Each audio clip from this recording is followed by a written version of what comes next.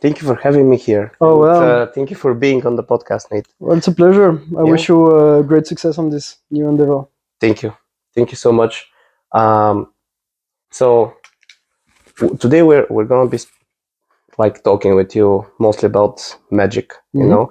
But before that, I want the people to know who you are, where you come from. Like, you're Damian, but who is Damian?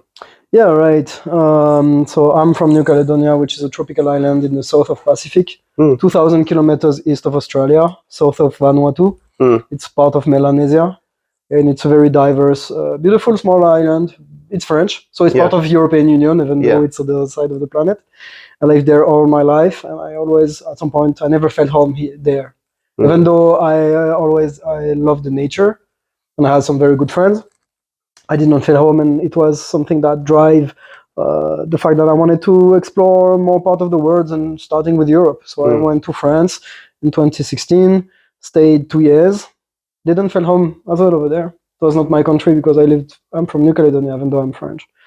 And by a certain, life happens and push you some ways, and I end up in Bulgaria. It's been 4 years now, and I started to feel home here. Yeah, in the previous apartment I was. Oh yeah. I've come before there. You made it like an amazing cave. yeah. I miss this place. Oh yeah. It's sad that you had to live there, but as you said, life happens. I don't know how far you want to go into talking about my life or whatnot, but yeah, it's part, because you said it's about Magick, right? Yeah. And okay, most people have this idea that Magick is a fix-all thing. Like you do magic, you cast a spell, and boom, you have exactly what you want. And in my own personal experience, at least, Magick is more a teacher than anything else.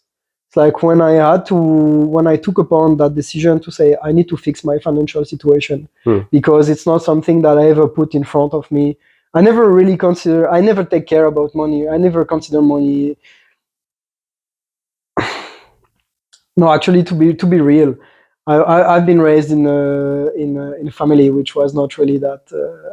We were kind of poor, really, and so it's something that I carry with me, a lot of false beliefs and a lot of bias about money, which are mostly subconscious. Because for me, money is not the root of evil. Quite the contrary. Of course. I lean more into anarcho-capitalism in terms of political orientation than anything else. I would say.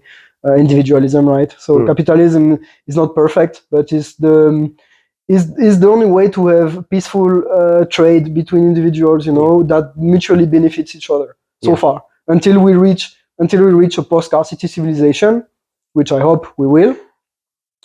Until then, this is the best we have to deal ethically with between individuals. So no, but I always struggle with money.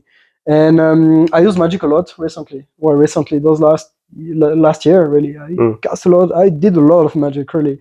And what happens? I ended up losing almost everything. Oh, yeah. Because like you want money. It's like you are asking for more in your life. You will have to undergo transformations. Oh yeah, of course. So this is how it works. Like the price of Magick, as I like to say, there is a price to pay each time, and this is what most people use. I'm from a Christian background, by the way.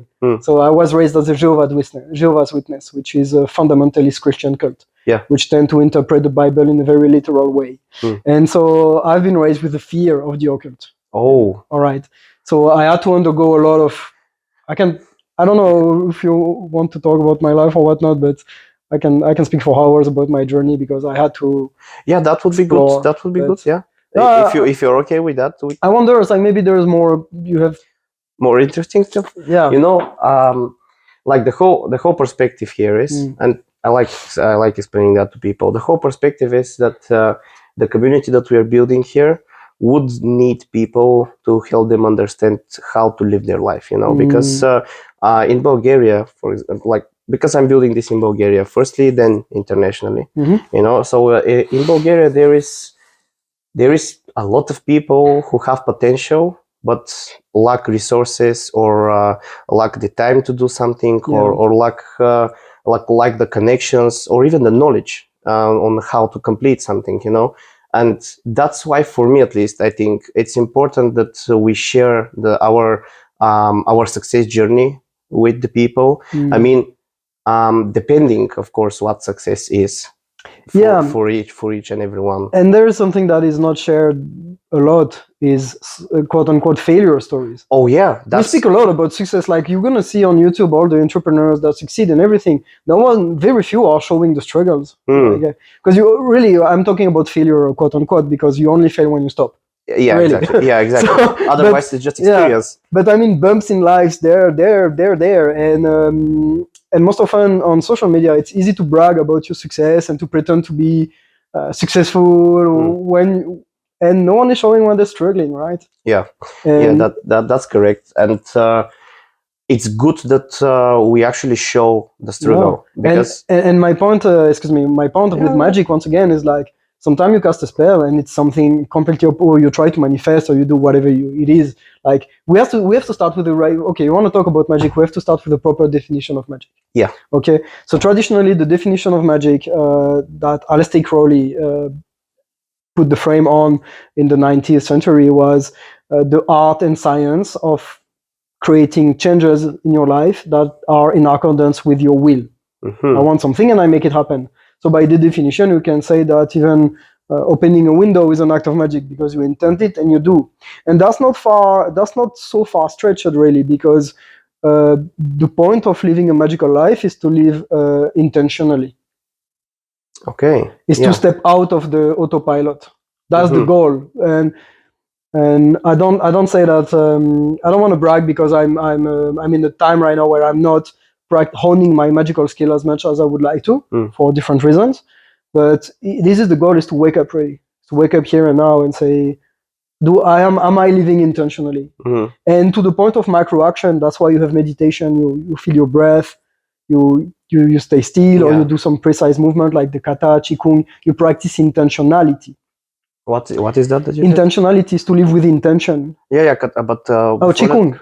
It's Tai Chi. It's those like thousands. They have like 4,000 or 5,000 years old practice of building that kind of attention and intention. Yeah, like you pay attention to the body by very slow movement. You pay attention to the flow of energy that is circulating inside of you by flowing with it.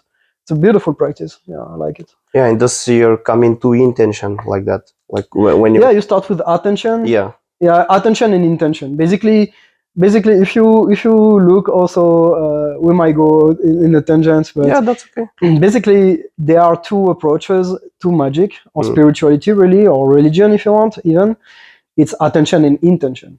Like in the intentional magic or intentional perspective or religion, you want to align yourself to the laws of the universe or to the laws of God, or you go with a desire that you drive, and this is Western magic. This is the Western religion. On the Eastern side of it, you focus on attention. You stay still, you meditate. That's the process of Buddhism, Zen Buddhism, and all those practice of consciousness. You just stay still, you pay attention, and eventually through attention, you receive the intention of life through you.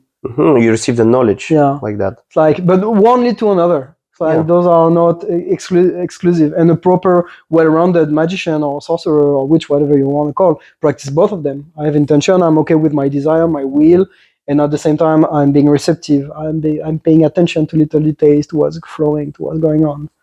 Yeah, they should go hand in hand. So. Just so I can put it in perspective, for example, when I have created goals for myself or like different points where I want to get to, for example, with the podcast, and I have created tasks that need to be completed for that. So that goes into the intention part. Absolutely. Because for me, that's magic. Oh, absolutely, yeah. Because words and thoughts and beliefs, that's magic for me. Yes.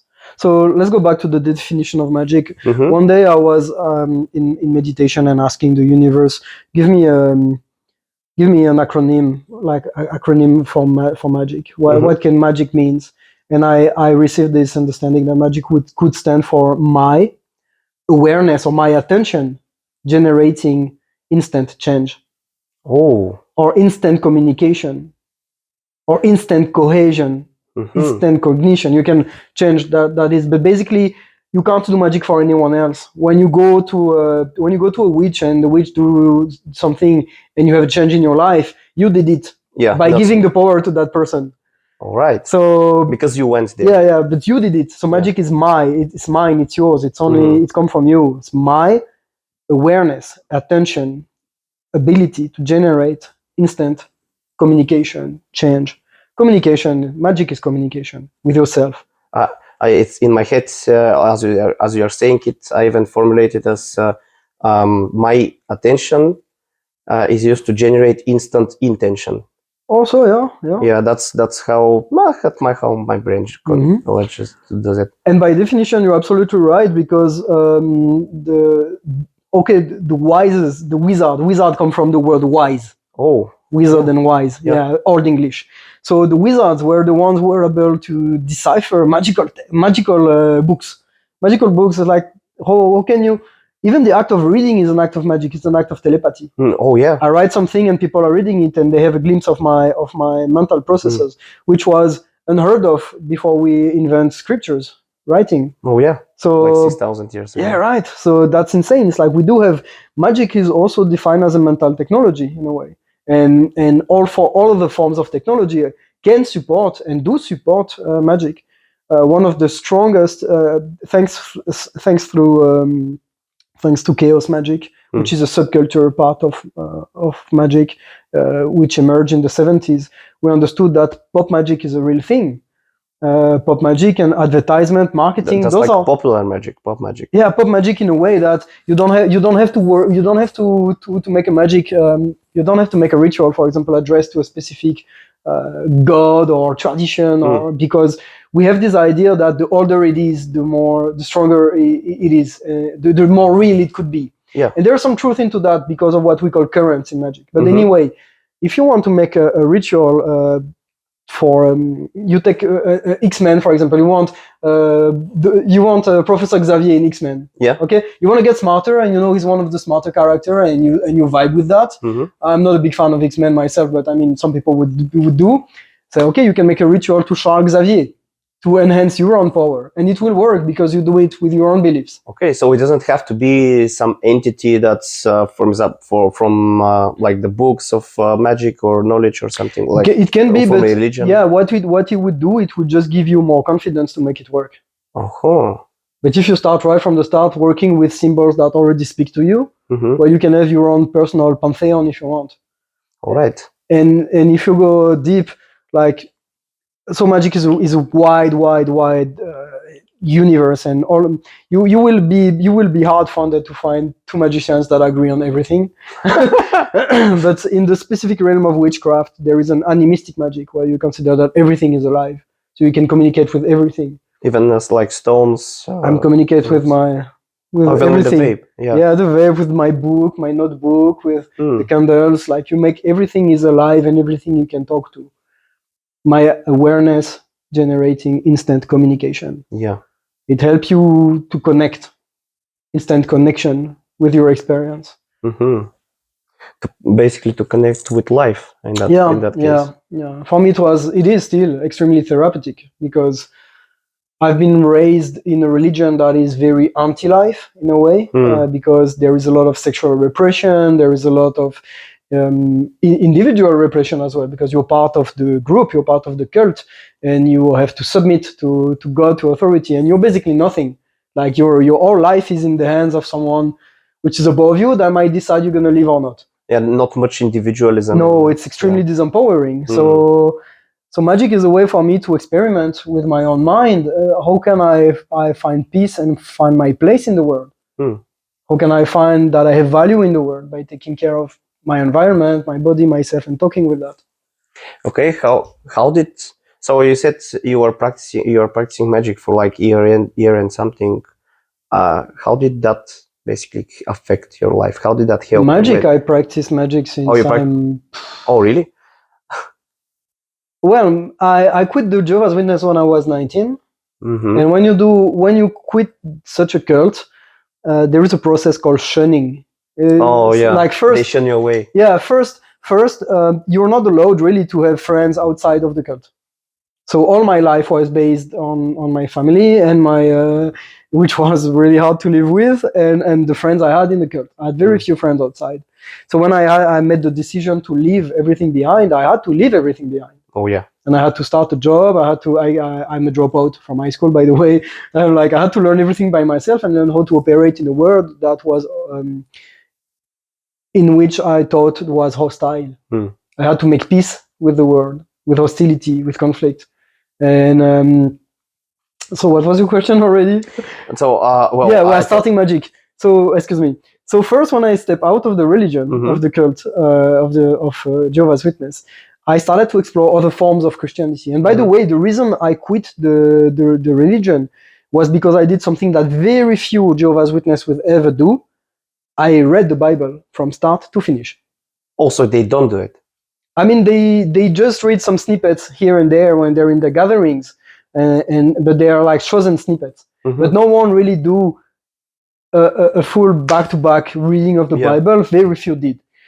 Because if you would do that, you wouldn't understand how it doesn't make any sense and how contradictory it is to the teachings of the Jehovah's Witness. So it took me 4 years because it's a heavy book. It is, and it's a boring book. Yeah. If you don't have the code, if you don't have an understanding and the perspective of it, it took me many years until 4 years ago, when I discovered Neville Goddard. I highly recommend people to check that. Neville Goddard is an author which gives a very magical interpretation of the Bible. And only until 4 years ago, I was completely like, the Bible has no value. And now I finally understand it because I got a bit humbled in my research and say, okay, there is value. It's not the one I've been raising with. All right, no problem. So I started to first explore different forms of spirituality, first religions. That was close to what I knew because I was still believing that there would be a God and Jesus. I was still willing to believe that that would be true. But it's only when I understood chaos magic, when I came across chaos magic, that it was a revelation for me. Like, all right, beliefs are tools. Beliefs are not meant for you to... Beliefs is not... if you have to defend your beliefs, there is something wrong. Because reality is stronger than your beliefs. Reality is stronger than the beliefs. Yeah, it's like you might believe that you can fly, you jump off the sixth floor, you're gonna fall, right? Yeah, exactly. So you might believe that there is a benevolent God that's gonna change the world and gonna intervene and create heaven on earth, which is the basics of the Jehovah's Witness. Doesn't mean that, until you wait for that, you're gonna live miserably, which was my experience. Because you expect something to happen that is outside your own control. So you're raised in a very disempowering way. And to find peace with that and to find your own power requires to explore some framework, some paradigm, some view of the universe that are more, closer to truth, I would say, right? So more realistic, basically. Yeah? More realistic. Yeah. And I really like the fact that chaos magic started with the fact that beliefs are not meant for you to find the truth, which is a big deal in the Jehovah's Witness, the truth with the uppercase T. Say, no, beliefs are tools. And you can change your beliefs anytime you want if they don't provide you the results you want. Yeah, that's based on where you want to be in life. Yeah, exactly. And at the end of it, really, and that's something that I'm surprised that most people don't make the correlation, but a very dedicated magical practice leads you to Stoicism, to the same principle of Stoicism and Taoism as well, which are very similar, if you want, like how to find harmony in life by the way you think. It's like all the first teachers like Lao Tzu, the Buddha, even Jesus, it's all, hey, this is a framework to have you a good life. Just like, it's good to be good with your friends, it's good to be good with strangers, like the teaching of Jesus, the emphasis on love and compassion. And it's good to pay attention to yourself, it's good to pay attention to your mind, to try to figure out how it works in Buddhism. And it's good to have some ethics based on certain mental framework on Stoicism. They're all talking about the same things at the end, how to be a human being at peace in the universe. Actually, yes, like all of the religions, at least from my point of view, they really do have the same consensus. Like they have different story, maybe, but they're pointing to the same stuff. It's all like love is within you and all around you. You need to be feeling love. Even I had a podcast with Spas, one of my friends, and we were speaking about love in the podcast. And he says he believes that love did not exist as a feeling before Jesus Christ. Oh, that's interesting. I heard this kind of theories before, but I can't speak about that. I have no idea. It's easy to theorize. Yeah. But again, the different religions, they all speak about like love, about hope, and about belief. That's basically the three. Yeah, but I would say most religions start with a good intention, and even the Jehovah's Witnesses I've been raising with, they really believe into that. Mm-hmm. It's really hard to step out of that cult because they really do believe that they do what is the best things to do with their life. Yeah. Right? Yeah. By trying to convince people to go back to Jesus and whatnot. Mm-hmm. So I would say most religions stem from a willingness to do good. I would say most religions stem from the fear of death. Mm-hmm. But that, we can go back to that later. But then it's the way it's applied. It's like, does it really between what you say, what is said, and what you live? Is there any kind of mismatch there? All right. Like in the Jehovah's Witnesses, they talk about love a lot. Oh, God is love, God is love, God is love. And then you read the Bible and you see how it's no sides. Like there's like a dozen of people, like when the Hebrew were in the desert for 40 years, there's like maybe 50 people, they rebel against God and God kills 1,000 of them. Yeah. Because fuck it, the kids and women, it doesn't count. So you read that, it's like, okay, God of love, what is love really? Well, love can be harsh sometimes. Yeah, I mean, but love is not, love should be fair, right? It's like, I'm all about being strict and just and fair, but why would someone, and basically that's Christianity. Yeah, you being punished for the sins of your ancestors. Mm-hmm. Which got some truth into that through transgenealogy and carrying on patterns and whatnot, but still it's like the way it's presented as a like tyrannical God which is punishing you is like it doesn't really help you have a good life. At least in my own experience. It really does not. Like I don't have a Christian soul, so this is so it is. So yeah, the difference now between Taoism, no, not Taoism. Taoism is more into practice though, but I would say between Stoicism and Magick. You had enough? Okay. Between Stoicism and Magick? Yeah, is that in Magick there you go beyond words. Like we are talking right now, so we are exchanging with words. In Magick you communicate with any modalities you can find. Mm-hmm. Because and speech is one of those, and it's one of the most powerful of those. But there are movement and dance and colors and smells. That's why you burn incense. You light candle. It's strong symbols. You draw something. You draw. It can be very spontaneous sometimes. You know, you orient yourself to some specific directions. So you communicate with archetypes through the physicality of it. Mm. If I face the east, I'm gonna communicate with something that is very different than if I face the west or the north or the south, because it represents different things for my psyche and the way I orient myself on the planet. And if I light a red candle, it's going to be different than if I light a blue or a white candle. And all those things, they might not be obvious, but they speak to the primal part of yourself. So they may make some subtle difference, maybe not like a major difference, some subtle difference, but you can feel that difference. Like, for example, with the candles that you said, because I never thought that if you light a white candle or a red candle, it's going to have a different effect on the experience. Well, yeah, for sure it will. Everything is so subtle in life.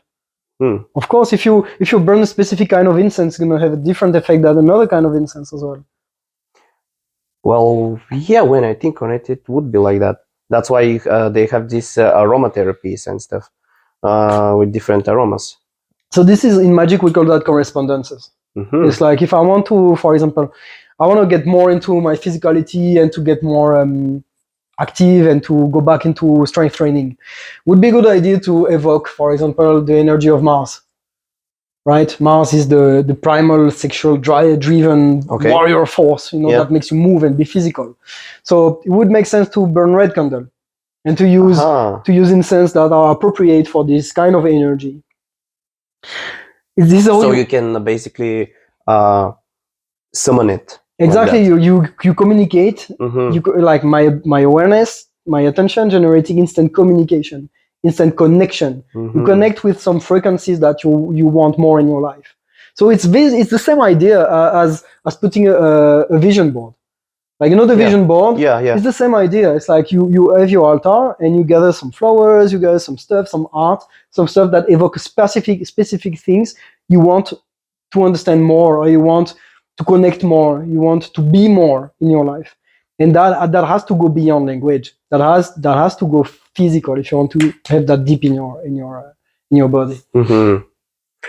I want to ask you if you're okay with sharing. What's like the most powerful experience that you've had, maybe with like with Magick, maybe with an entity? Oh yeah, with Yeah. an entity. I had the question right away. It was the scariest one I had, actually. I can tell you two stories: a scary one and a pleasant one. Yeah, nice. And those are chronological. The first was when I was 11 years old, and I was sleeping on one.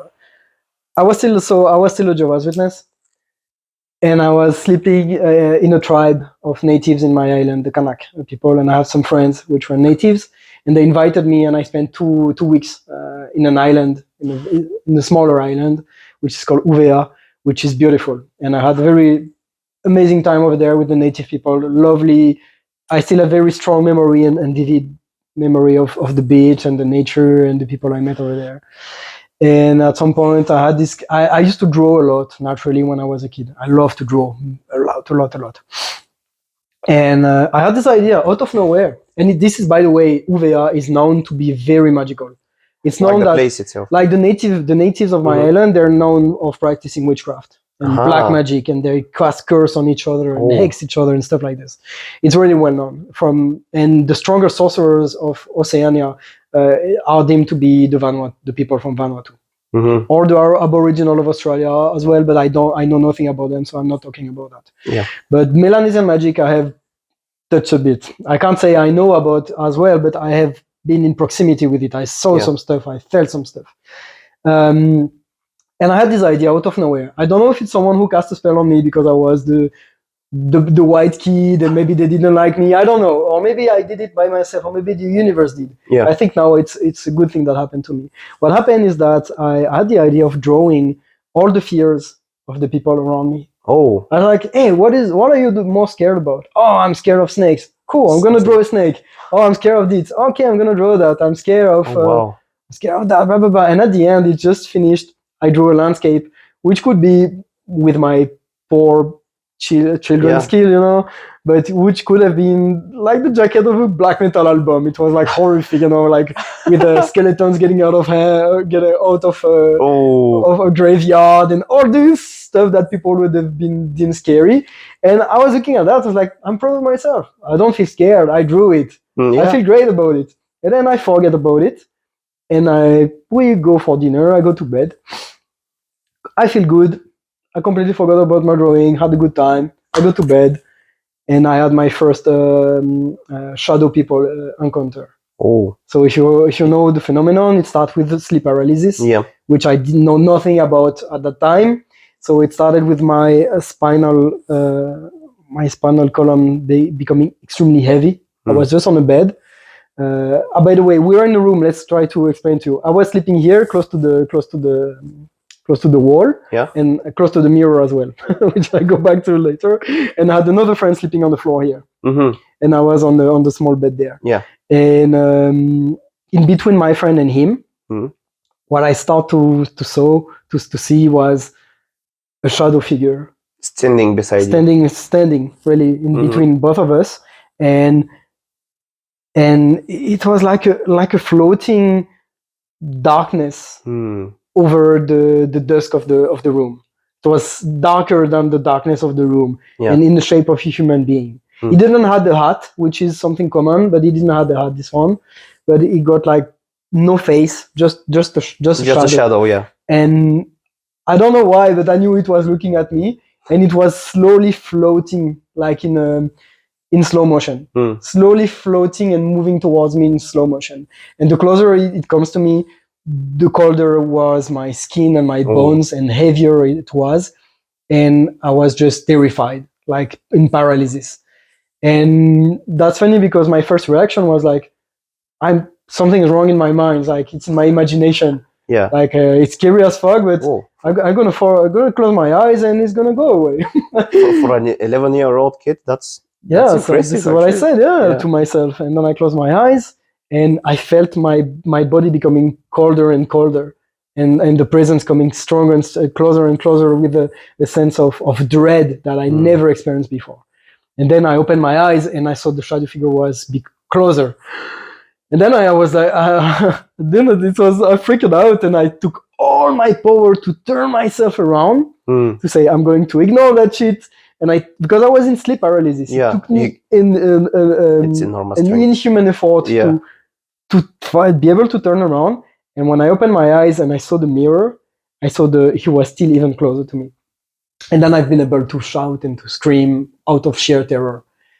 But it was impossible for me to make any sounds at first. So because of the paralysis. Yeah, and I've been able to shout, and a friend just opened the door, turn on the light, and say, "What's going on?" And then my other friend was like, sleeping. So what's going on? Oh my god! and then I explained what I saw, what happened, and my friend, it took him a while, and at some point he's like, "Oh, give me your drawing," and I made no connection with that. What? And then he took the drawing and he burned it outside. Oh wow! That guy was a Jehovah's Witness, by the way. He was not knowledgeable about anything in the occult and whatnot. And the fact that he got this intuition, and the whole of that experience really left a mark on me. Because like, what was that entity? Did I summon it with my drawing? Did I create it with my drawing? Did we create it through my drawing? Did we condensate the energy of because of the fears? Yeah, right. It's like I had so many theories about that, and it was the first step for me to be more curious than what I was before, and say, fuck it, there's more into that. Like a Jehovah's Witness would tell you it's a demon. Like, I don't know. Like, why would I just take what you tell me and not try to dissect it and understand it and find what was that? Be curious and at the same time be a little bit like skeptical about it. So that was your first experience? That was my first experience with an entity that was that strong. Whoa. That strong, yeah. Most of the experience that I had after that, the second strongest one was very pleasant. I was in New Caledonia still, and I had a date with a girl, and I was interested about her for sure. How old were you? At 22 or 3, I would say. Yeah, so, I don't even remember precisely. So it's like 10 years after that. Maybe. Yeah, exactly. Something like that. And so I have a date with a cool girl, and by like circumstances happen, we end up on the beach, start to talk, get closer, and then out of nowhere, out of the blue, we meet a group of friends. It's a small island, right? Yeah. And say, oh, okay, cool, chill, blah, blah, blah. And then I see my date, we mingle with each other, right? Yeah. And my date start to get very close to another girl. And I'm like, very close, and I start to kiss, and I'm like, jackpot, right? Yeah. Jackpot. And then at the end, like the evening start to unfold and whatnot. And I say, okay, I think it's time now for action. Yeah. So, okay, girls, let's go to my place. Let's chill. And I say, no. I like my date's looking at me and say, I prefer girls. Oh wow. Like, all right, so you're excluding me. Okay, so I go back home. Yeah, like alone. That happens. Yeah. And I'm like, what the fuck is this? That's so weird. A girl just stole your date. Right? And she just dumped me for another girl on first date. That's interesting situation, right? So I feel a bit bummed out, but still, it's like never happened to me before. Still never happened to me again. Ever again after that, right? And then I go back home, and a friend of mine. I was living with my 2 brothers at that time in the house. And a common friend of us was there. And I explained what happened, and he said, that's so funny. And he said, but that's sad for you, bro. Let me roll you a big fat joint just for you so you can chill, and it's going to console you, right? I said, okay, that's cool, thank you. And at that point, I wasn't a big consumer of weed, really. I was maybe consuming once every 2-3 weeks maximum. Yeah. Once, no, even less than that at that time. Maybe once a month maximum. So I was very sensitive. Right? I smoked the full joint. Oh. I go to bed and I say, I'm gonna do that chaos magic practice. I'm gonna do the dead posture. It's called Shavasana. Technically, it's just you lay on the ground and you don't move. Just the flat on the ground. Yeah, and you try not to move a single finger as long as you can. Yeah. And there's big values into that actually. Just letting go of control. Yeah, just lay down, just be aware, don't fall asleep, but stay still as possible. Yeah. And because I was consuming weed very rarely at the time, it was an interesting experience to do that meditation while being high. I said, let's try what that can be, it's an interesting stuff to try. And so I do that, and I have no idea how long I stayed, maybe 1 hour. But because of that story with that girl and those feminine energy and everything, what happened is like I was laying down and I started to feel on my crown chakra something opening and a fresh tingling energy going inside my body, going inside my skull, going inside my throat, and filling me with feminine love that I was lacking at that moment. And it takes over my hands, and mind you, the experience is not to move, and my hands started to flow and move. Oh. And I felt it was my first possession experience. Also like a spirit possessed you. Yeah, right. A feminine spirit full of love and orgasmic love and compassion and just and my hands move. And this was scary because like, what the fuck? It's like, who's moving my hand? Am I in control? And then I stop it because I still have control. But it's so much better to let it flow. I was like, fuck it, I'm gonna let it flow. And what happened at the end, bearing any details, but that energy just made love to me. Ooh. It was not I was masturbating myself. It was there was something taking over my body to give me physical love in a way that I would have never have given to myself otherwise. Oh wow. And that was alive. It felt alive and independent from me. Like you are not alone in that food. Yeah. And the day after, actually, my little sister was also, I was living with her, and she was sensitive to energy and magic and whatnot. And I wanted to share that with her. So, what's something that happened to me? I said, oh no, Damian, don't talk to me. I feel pain. I said, oh, what happened? And my hands start to make some moves. Not even touching her, but just make some move over her belly. And she said, oh, it's like my period. And it's like, what are you doing? So I have no idea. I say, well, keep going because it soothes the pain. I was like, what? Oh, wow. What the fuck, really? And I was like, whoa. And it was the strong... I had this relationship with that entity, that feminine entity, up to the point where she only gave me her name 2 years ago. Oh, when I was here in Bulgaria. It's a long time. It's a long process. And sometimes I feel she's very present. Sometimes I feel she's not. Actually, what happened when she gave me her name is Aina. She gave me her name, Aina, and her sigil. And what I felt was really, and also sometimes I feel her without taking anything, meditation. But it's true that psychedelics and cannabis can help enhance, but you should be careful not to be dependent on that. Especially in magic. And when she came and she said, this is my sigil, my name is Aina. You can share that with as much people as you want because I want to help more people now. It's like it kind of felt like she was one of my guardian angel, right? And she upgraded as I did. We upgraded together, and then she can help more people. And now there are more spirits helping me. Like I feel it's more like a team, not only one now that was taking care of me. And she always somewhere in the around, and she's extremely sexual. Fuck. Oh. I had sex magic a lot with like girls being possessed by her, like, and having a blast, having like, fuck, this is the best things ever. And we feel like having a threesome, me, a girl, and a spirit. I love it. Is that teachable? Because I want to teach me. Yeah, I mean, you can try and you can draw the sigil of Aina. I'm gonna share with you. You can call her and see how it works. It's like most people start with the idea that. And myself included, it was a very big deal because I'm not a medium. I'm not super clairvoyant. It's quite rare that I really hear. What I mean by hear, it's never auditory. Yeah. when spirits, when the universe, whatever, communicate with you, in my experience, because every experience would be different, my experience is more like a form of telepathy. I receive a thought that I feel the background, the weaving of the thought, or some people would say the smell, or the quality, or the texture of the thought is really outside yours.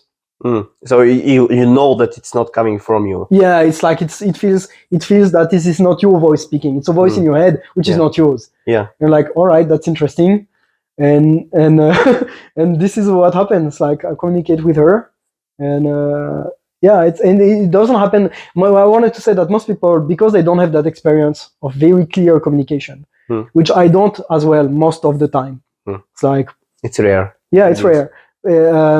Most people would say, because I don't hear, I can't communicate with them.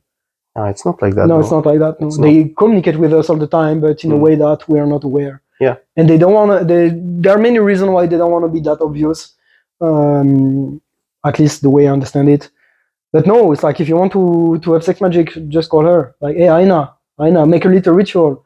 Talk to her. Like, make the easy way, the traditional way to do it would be to draw the sigil with a very thick line, thick markers, black on white or white on black, doesn't matter, but very high contrast. Yeah. And what you do, you just enter a state of meditation as you gaze softly at the sigil. And then you're gonna see that the sigil is gonna glow. It's gonna like detach a bit of the paper. It's gonna do some weird shit. And this means that you're activating it with your energy. And you breathe with that. All right. And you, once you feel that, you make a connection. Yeah, you speak. You say, "Hey, I'm connecting because this is what." Out loud. Just You can give offerings as well.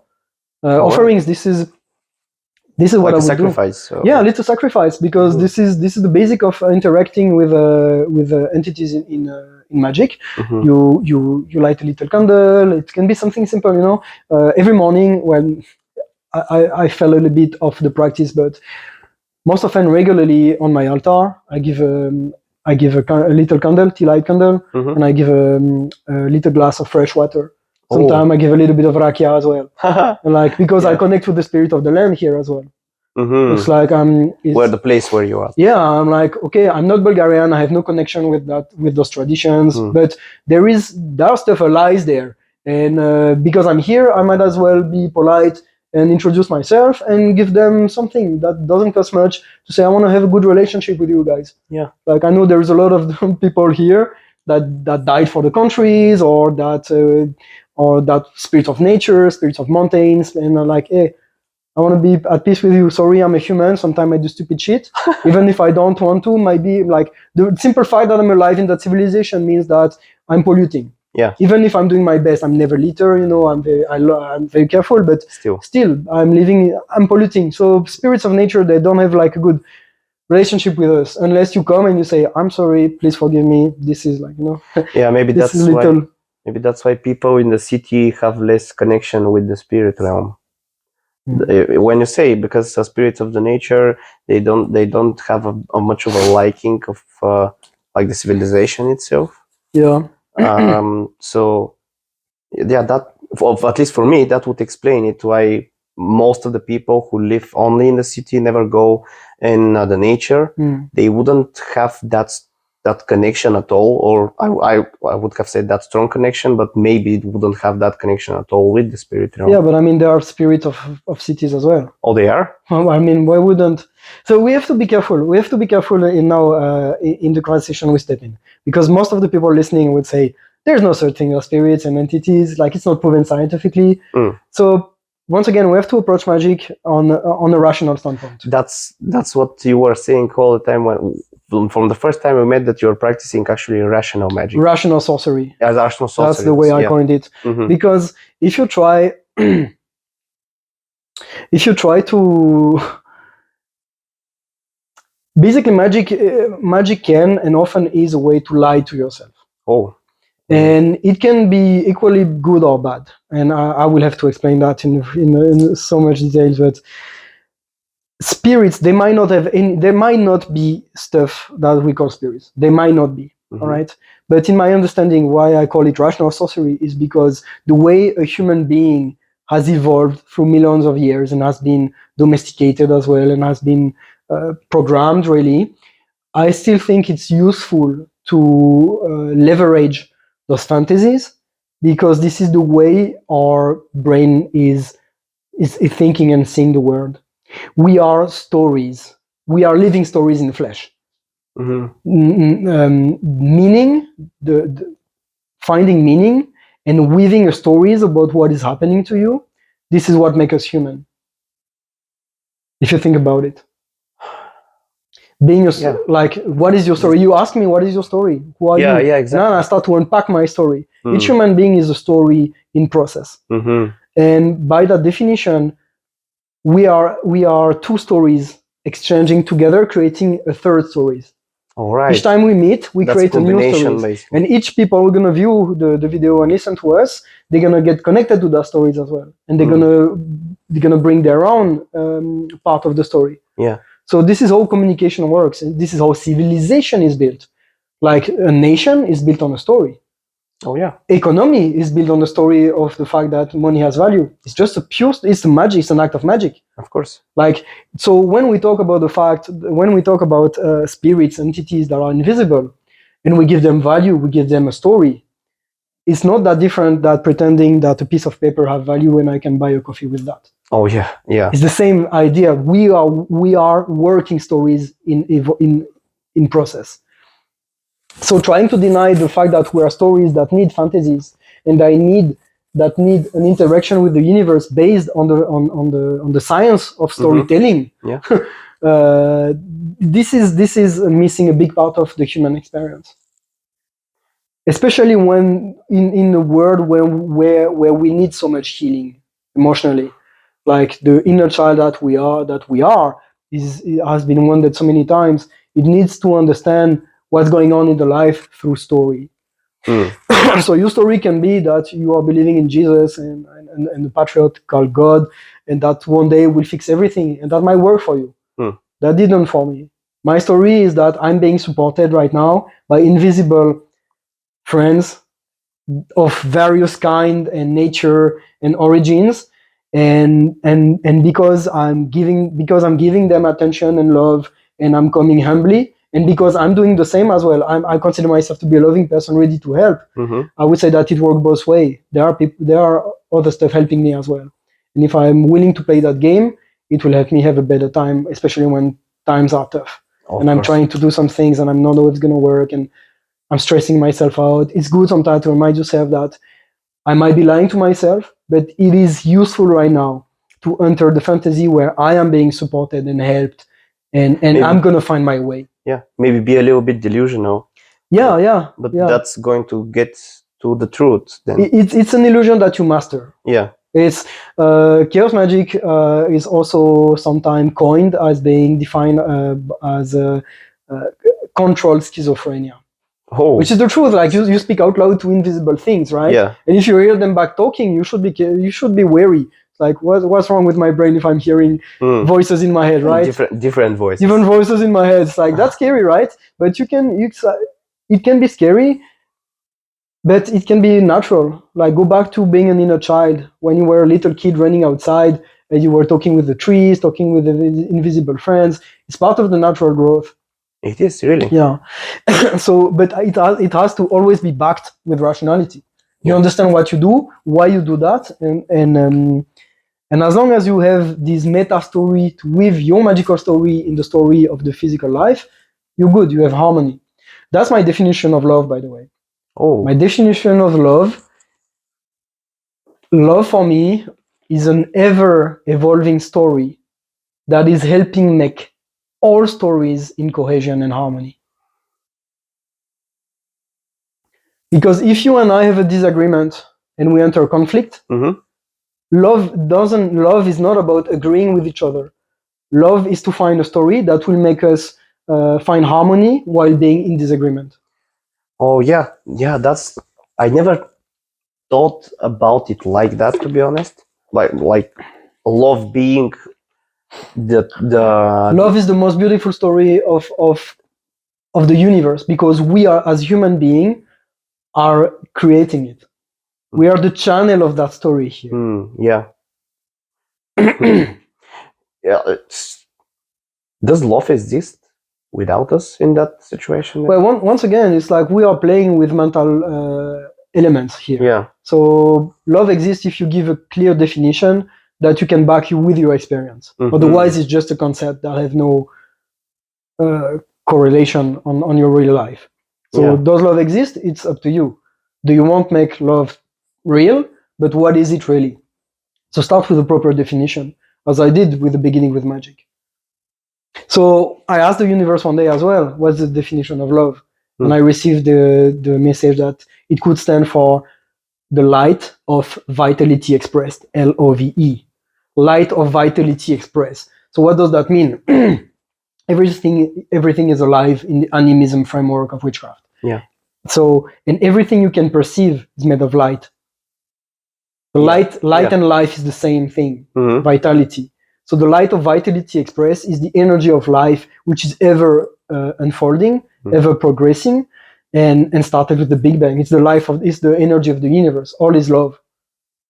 But love is finding its own way and its own definition through the means of structures like human beings, which are storytellers, and get multiplied through the means of technology. Technology is the next steps of life and love. Really? You believe I mean, that's my framework. I'm not trying to convince you or anyone. Yeah, of course. That's anything I say is that's something that bugs a lot of people because I speak with a lot of conviction. But I'm not even, it's not that I'm convinced, it's just that this is my mental framework right now. This is my story right now. Yeah. And I'm ready to change my story if I'm being proven wrong. Or if I have a better tool, right? And it happens a lot. It happened many times in my life that I tried a lot of different stories. And I will find new stories. I would like to maybe go a little bit down in that direction. Rabbit hole. In that rabbit hole, yeah. Because for you, I mean, your point of view is that technology is basically a product of love. Am I understanding correct? Everything is product of love. Yeah, we started from there. Light of vitality expressed. Yes, life of vitality expressed. So basically, since everything is a product of love, then the technology is a product of love as well. So that's the logic. This theory, I don't take it up. I don't take that out of my mind. Right? There is this fantastic book I highly recommend anyone to read. It's called "What Technology Wants" by Kevin Kelly. It's not a recent book. It's almost 10 or 15 years old, I would say. And it's so marked in my brain. It's extremely relevant right now, especially with artificial intelligence on the rise. The book is extremely relevant and to the point, even now, as of now. And the thesis of Kevin Kelly is to say that there are 6 realms of life. They are like the Archaeans. I don't even remember which ones, but basically you have 4 or 3 realms of unicellular organisms. Then you have multicellular organisms. You have the eukaryote, prokaryote. I'm not a biologist, right? Yeah. But there are 6 in the current classification of life, as far as I know and understand it. There are 6 realms of life, and humans are part of the animal kingdom, right? Yeah. Kingdoms of life. Yeah. And technology is deemed to be the 7th one because it has all the same mechanisms. It's self-reproducing, it's self-evolving, technology is evolving through the same means of biological evolution. It's just another step. Yeah, actually it is. And it's just, it's not carbon-based, it's silicon-based. Yeah, mineral-based. Yeah. And we're going to merge with that. We could. I actually believe so. That's where we're at least headed from my perspective. Yeah, I mean, bro, yesterday I read a news. Scientists, it's very early stage. Scientists have created muscle fibers stronger than Kevlar. So Kevlar is the material you use for bulletproof vest, right? Yeah. Stronger than Kevlar, made with tiny muscle fibers. With muscle? No. Muscle fibers made of a material stronger than Kevlar. But what's the matter? What's the matter? What's the matter? You lose an arm? No. What is the What is the material? Bacteria, microbes. Microbes. Just some. Yeah. It's just like advanced biotechnology.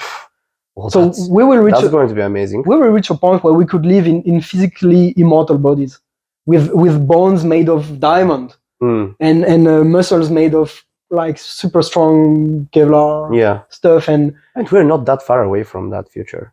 On the scale of what we know of history, we're not really. Oh yeah. Especially since it seems to be exponential, right? So we're not. That's why I'm very optimistic for the future. I tend to be as well, but looking at what the situation is right now, it's fucking hard. Yeah, I mean, we see. It's like I have no control on those kind of stuff. I can only control what I can control directly. So I'll try to do my best in that field of control, and to weave the stories that help me have a good time, But at the same time, if the universe goes, if the planet goes to hell, I will still use the same mental frameworks. Basically, another book that everyone has to read is Viktor Frankl's Man's Search for Meaning.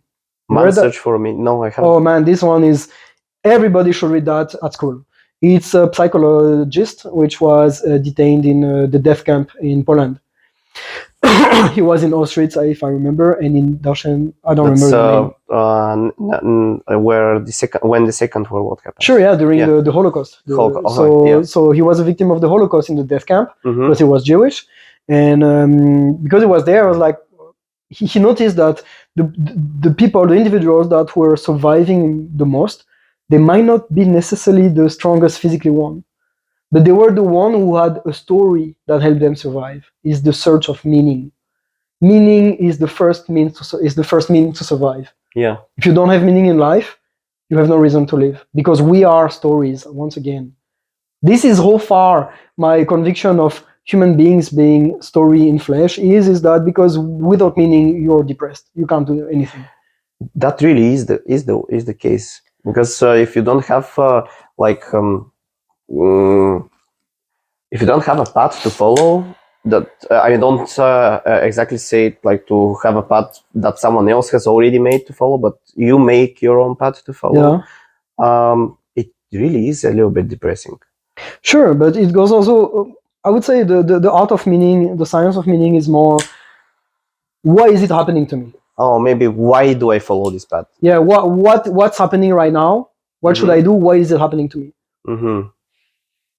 That's actually somewhat embedded in my day-to-day life, because if I feel something that I don't usually feel, because maybe I set my own limitations, let's say like that, but I don't think that any intrusive thoughts are necessary to be thought of, But if something like that comes to my mind, that, for example, I'm training and the thought comes, okay, why do you do this shit to yourself?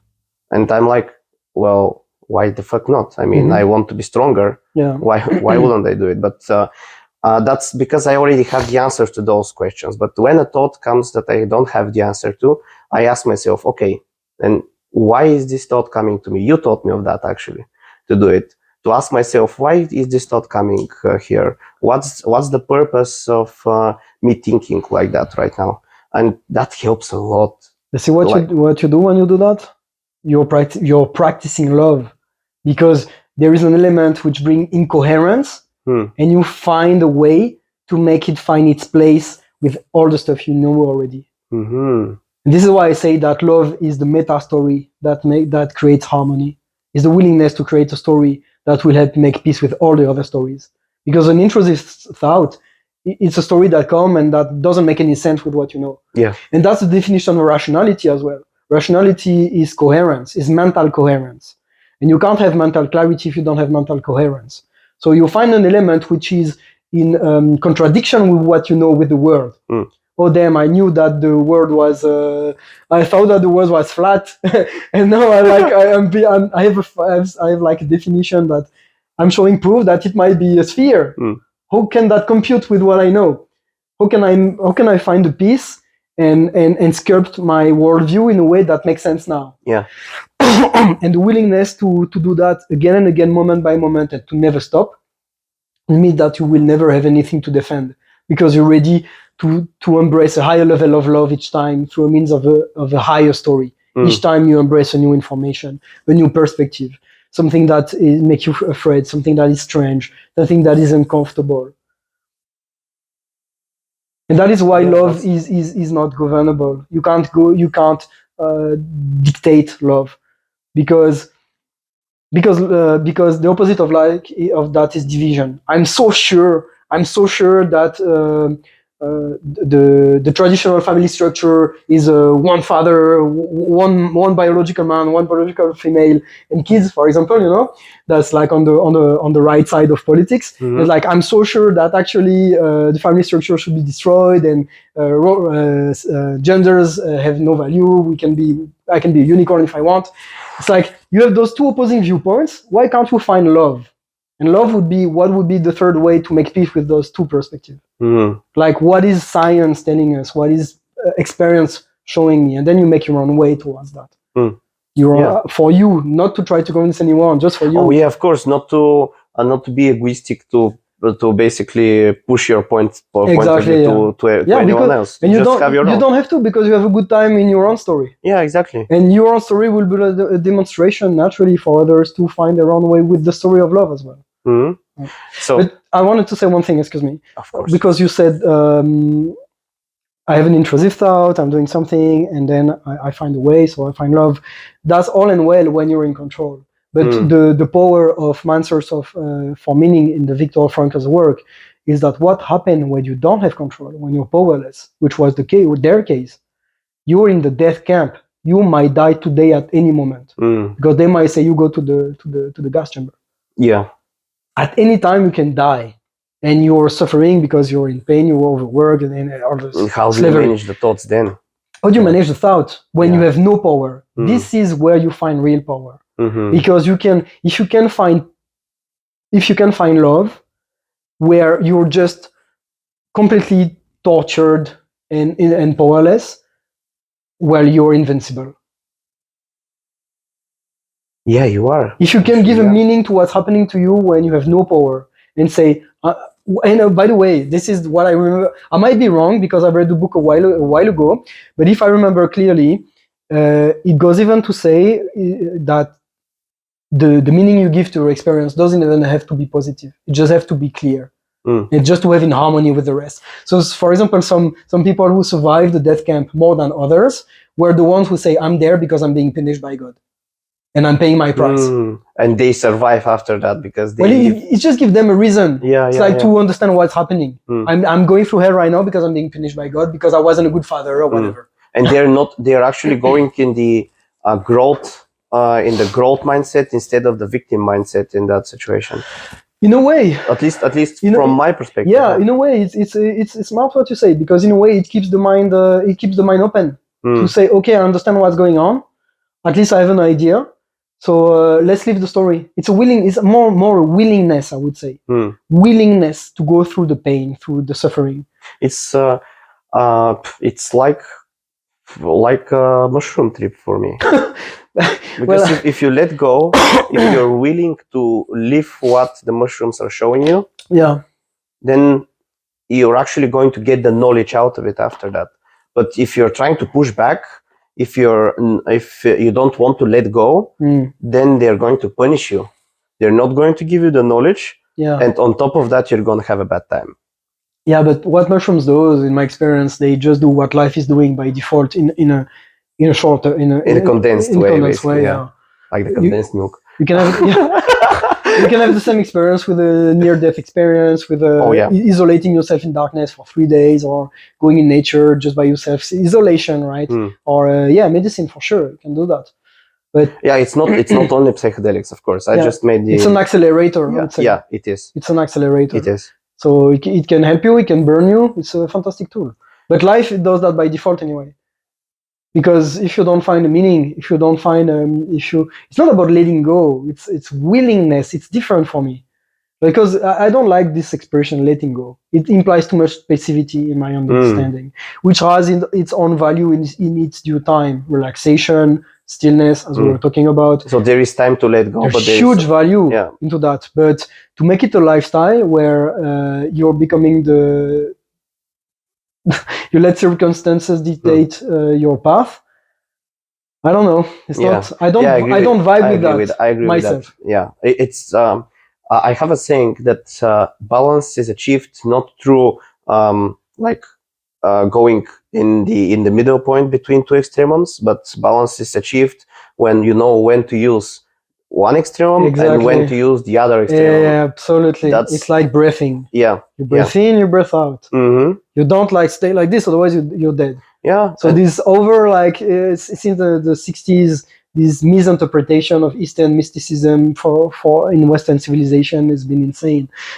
It's like it goes through the things like yin and yang. We were talking about yin and yang earlier, and so people say, "Oh, you need a bit of good and a bit of bad." It's like it's never meant to be good and bad. It's like bad is unbalanced in between them. Yeah. It's like it's not flowing, right? But and it's subjective, good and bad. Yeah, and the Tao, it's always flowing. It's not a static. So yeah, you go through the extreme of yin, you go through the extreme of yang. You are in yang during the day, you're awake, you do stuff. You yin during the night, you sleep, you don't move.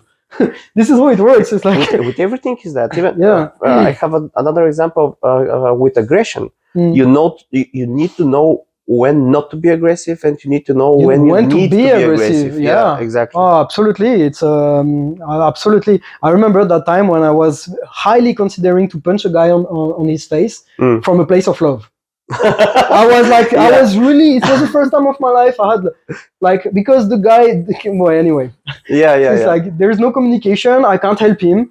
And he's not helping me as well. It's like, but you want to help him. It's like, yeah, I mean, like, was spreading lies on me, by jealousy. Fuck. It's like, what can I do? Like, he doesn't even want to look in my eyes and speak as a man. Like, how can I wake him up, right? It's like smack. I don't know. I was highly considering it, and I haven't and I did not, but I was close because the dude wasn't really physically intimidating as well. Oh yeah. Like I'm sure, like if it would be like if I would be you, I would think twice, There's also that's so kind of no, like you don't need the punch to wake up. You're already awakened. Well, we always have. That was a strong experience for me. Very considering it because I'm a non-violent person. I would never aggress someone for no reason, really. And I mean, I'm vegetarian, really, up to the point where I don't like violence. But I was like, damn, that could be an act of love.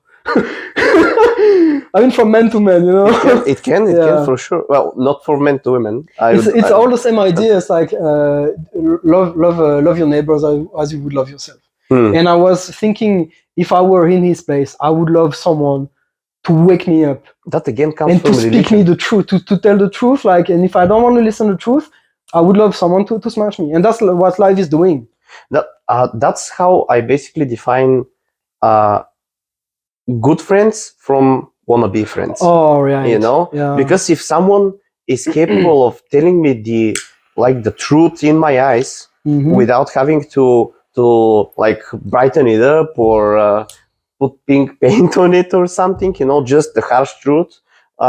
If I'm not doing something correct, or if from his perspective or her perspective I can do something better, if someone has the courage to actually tell me that in my eyes, in front of me, that's respect for them. Absolutely. Absolutely. And if someone is just saying, when I know that I have done wrong at something, and they're just saying, you did good, I know that these are not the people I want in my life. Yeah.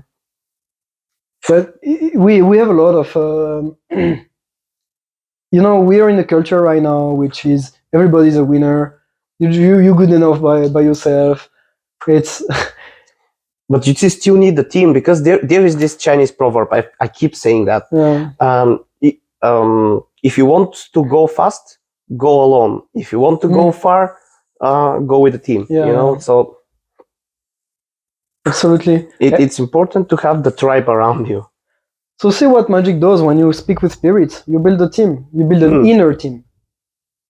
You build a team from the inside to deal with you, because to help you with you might not have the time or the capacity or the willingness, whatever, to go through therapy, for example. But you can do that with yourself, with invisible friends. Like, hey, give me I can speak with Gandalf, for example, and say, "You're wise. Like, tell me what I should do in that situation, please." And then he say, "Give me a bit of tobacco because I love to smoke, and then I will help you." Okay, and then I give him a bit of tobacco. I burn a bit of tobacco because he smoked a pipe. He's smoking tobacco, though.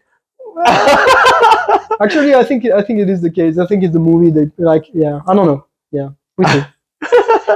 But that's an interesting perspective because it comes. I kind of think of it when I read this book, Think and Grow Rich. People think it's a money book. No, it's actually more like a mental book for how to grow mentally, so you can actually achieve the wealth you want. But in the book, like the author said, that he had built for himself like this team of highly successful Mastermind. people. Yeah, Mastermind, that he's envisioning every night to speak with them, like on the round table. Like he had Henry Ford there. He had this guy with the light bulb. How was Edison? Edison, yeah, Thomas Edison, and many other people from that era. Rockefeller, I remember the book. Yeah. So and he was speaking with them as if they're just there with him. They are interacting with him exactly the same way as he's there with them, and it was just amazing. That was, to be honest, that's maybe one of the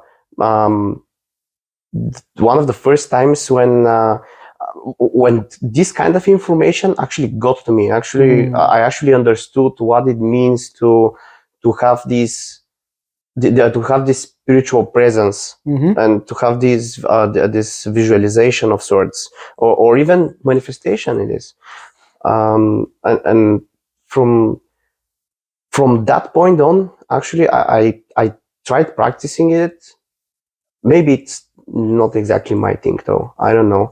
I haven't met any entities or had any communication with different entities like that, except with psychedelics.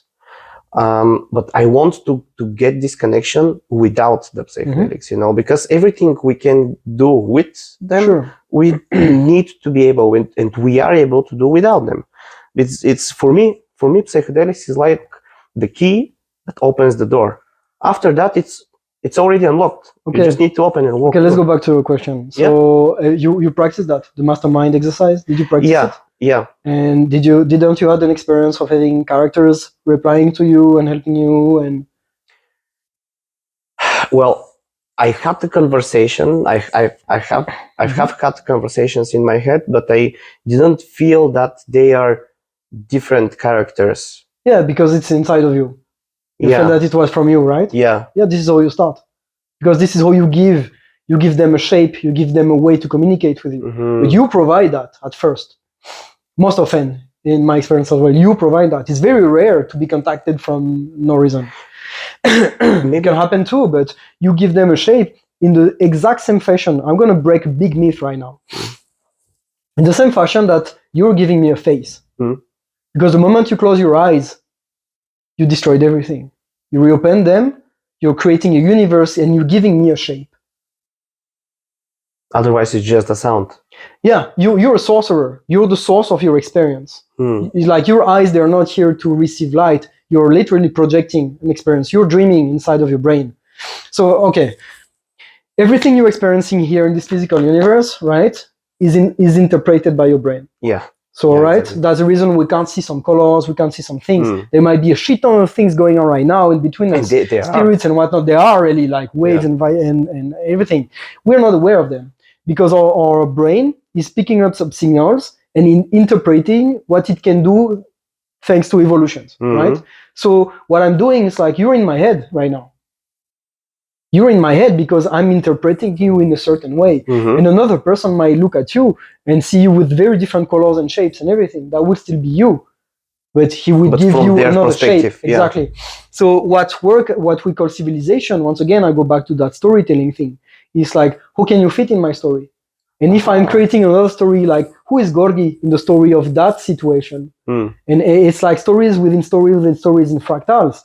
But once again, it's like I'm participating into casting a vote of who you are in that universe. Because I'm precipitating you in the same way. So this is exactly the same phenomenon when we speak with spirits or any kind of, or with the universe. We can say stopping with spirits because basically we're talking with yourself. as I'm talking with myself right now, talking to you, because you're in my head. Yeah, and for me, it's actually much more, like you said, talking with the universe itself. It's not, for me at least, it's not like having different entities that I speak to, but I work with the universe, and even I have an understanding with the universe that I work for the universe to spread its information to as many people as I can, and the universe, the same way, helps me spread my information to as many people as I can, and through me. It happens through me because I am the you're the creator. You're the observer. And the observer and the creator. It's in your head what you experience right now. So the more we accept that scientific fact that we are experiencing everything in our skull, all right, the more you should be relaxed about the fact that what you do with spirits is the same with what you do with human beings. They are not different. The more you try to make them different and fantastical and everything, the less it's going to work. The more you make the experience of talking with spirits mundane and common and that's okay, that's normal, the more you will have that experience, because it's not far-stretched. It will not feel like that exciting, even though it can be, but it's just like, that is going to help me a lot, actually. Yeah, that's a breakthrough. That's a myth I want to break. It's like talking with spirits. It's not different like talking with your dog. You have no idea if your dog doesn't understand you or not. Oh, it fucking does, though. So like the cats, they ignore you, right? I would say spirits are more like cats. They understand you perfectly, but sometimes they just decide not to reply to you because you're not worth it, or like they have other stuff to do, or it's not the right time.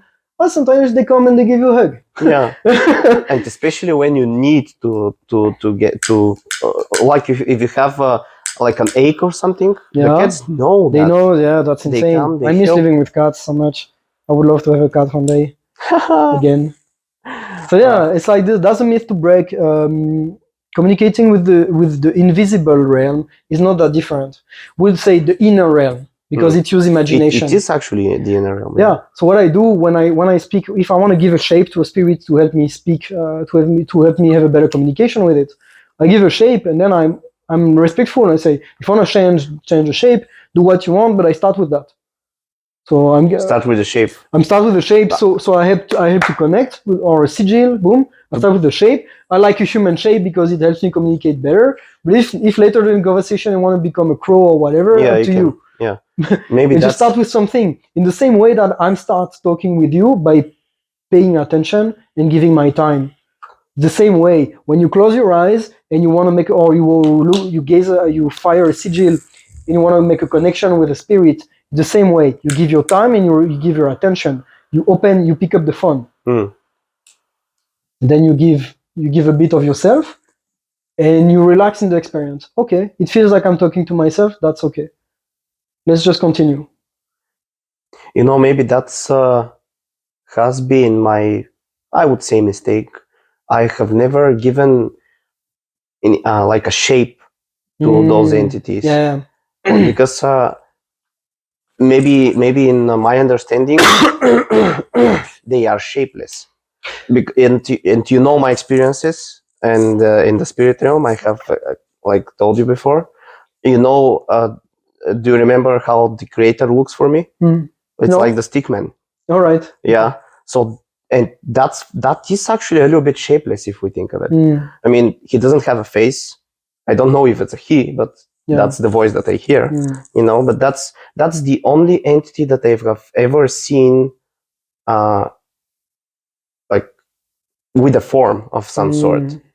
And even that form is not true. It's not that. No, we shouldn't get cocked up to that. But it's also depend of what you want to achieve. I'll tell you, for example, when I do my morning offerings to spirits, or I would say actually in most of my magical practices, I don't give a shape of the spirits I want to connect with, most of them.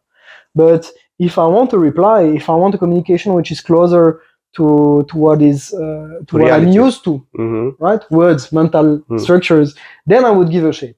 Then I would, if I would do an evocation or invocation, maybe depends. Yeah.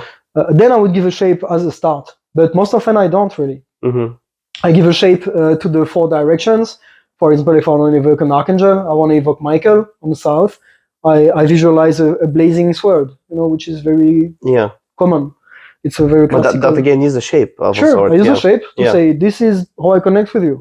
But then after that, I release the shape and I just feel what I would feel or not feel. Yeah. Sometimes you don't feel shit. It doesn't mean there's nothing happening. Well, sometimes silence is the big speaker, you know. Yes. Oh, yeah. Yeah. When I had COVID 2 years ago, and I was in the middle of the south of the forest in the south of France. That was great. The best time to have COVID for a week. And I felt depressed because I felt really disconnected to Magick and to everything from life. And I tried to attempt communication, to make a call, you know, to say, even my goddess Aina that I talk about, didn't feel her at all. And I made a little meditation and I was like broadcasting, like, please help, like I feel what's going on. And the only message I received is like, it's time for you to be by yourself now. Oh. It's like, this is at least that was clear, you know? It's like, no, we're not here and there is a reason for that. Boom. Okay, fuck it up. There is a reason for everything. Yeah. Actually, I've come to know of this, not think, even not believe. I've come to know of this. There is a reason for everything. Maybe they're not, but for me at least. No, but wait, once again, maybe they're not, because the universe looks like chaos. But if you can make it so that there is a reason, this is the meaning that will help you stay alive and be a participant in the story of love. Not go crazy. Right, yeah, or don't go crazy, because you snap out when you have cognitive dissonance, when you have two different views of the world that are clashing, and that creates inner conflict. You basically kill yourself. Yeah. You're killing yourself because your holographic physical structure, your physical body, which is the precipitation of the stories that you are living with. Like, it's like, no, doesn't work. That it's like the Legos doesn't match, and then you create a problem, a cancer or whatever, or an accident. If you don't actually cleanse it or heal if you don't find harmony, That's an interesting perspective. I wanted to ask you actually. I've watched some of your videos before, and you uploaded into YouTube. Have you been keep doing that? No. I'm in the phase of my life right now because I cast so much spells and I did so much magic to step up to understand the financial realm, which always eluded me as a magical artist, as a dreamer, as a hippie. I was like never interested in making money. You know, it's very eluded me. I have some skills, but I never understood that really. And I say, life really showed me that I had to. Like, put me into situations where I understood that I need to master that field, and I need to embrace it as part of the human experience. It's a little bit like a little kid who doesn't want to eat vegetables, right? It's like, I don't like vegetables. I'm not interested into that. I want the fun stuff, right? I want the candies. Yeah, at some point though. I felt a bit like that with. I understand that I was living like that with the business realm, you know. And so I did a lot of magic, and now I'm building my businesses now. I have 4 projects on the same running on parallel, and I'm working a lot. My friends are a bit worried because I'm overworking really. Yeah. I know that I'm imbalanced. Yeah. I know it physically, emotionally, but I understand that once again it's part of the process. I'm breathing in one direction, and I know that once I spend enough time over there, I will breathe in another direction, and so on and so on. But now I accept that as a part of life. So it took prevalence over producing content on the topic of spirituality, magic. Of course. That's why I'm not keeping my YouTube channel right now. Do you have any aspirations at all to ever go to it again? Eventually, yeah, because for me it's more I miss plastic arts more, like painting, drawing.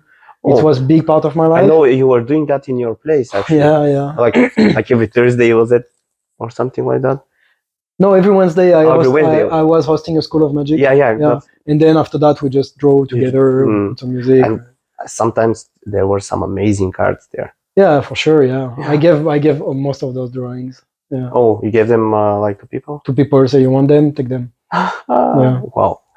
Yeah, it was really still is a bit of a hard time in my life right now. Like I mean I'm gonna turn 41 in May, and so I'm experiencing the midlife crisis that I was so sure I would not have, because I'm so keen into but that's self-growth and this kind of things. Like, I'm a conscious person. Yeah. Like, I will never have a midlife crisis. I'm good. Everything is all right.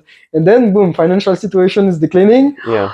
Having to take upon a job that I'm not a big fan of and having back to the street. Yeah, that's okay. Midlife crisis. There you go.